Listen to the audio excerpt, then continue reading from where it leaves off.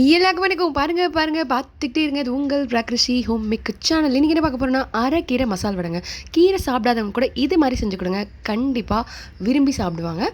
வாங்க எப்படி செய்கிறதுன்னு பார்க்கலாம். இது நான் ஃபுல்லாக துவரம்பருப்பில் செஞ்சுருக்கேன். 200 கிராம் துவரம்பருப்பு எடுத்து ½ ஹவர்லேருந்து 1 ஹவர் ஊற வச்சுக்கோங்க. அதை நான் மிக்சியில் கொரன்னு தண்ணியை ஊற்றாமல் அரைச்சிட்டு வந்திருக்கேங்க.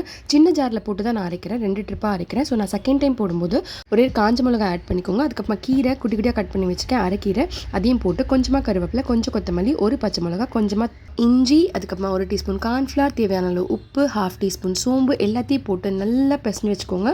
வடை மாவு பதத்துக்கு. இந்த வடை மாவு வந்து நல்லா டைட்டாக இருக்கணும், அப்போ தான் வந்து நம்மளால் தட்டி போட முடியும். பாருங்கள், எனக்கு நல்லா உருட்டையும் வருது, நல்லா தட்டவும் வருது. இது மாதிரி தட்டி எண்ணெய் காஞ்சோடனே சுட சுட எண்ணெயில் இதை போட்டு பாருங்களேன், கிறிஸ்பியான மசால் வடை, கீரை மசால் வடை ரெடிங்க. இதை நீங்கள் ஒரு வாட்டி செஞ்சு பார்த்துட்டிங்கன்னா அப்புறம் இதை நீங்கள் விடவே மாட்டீங்க.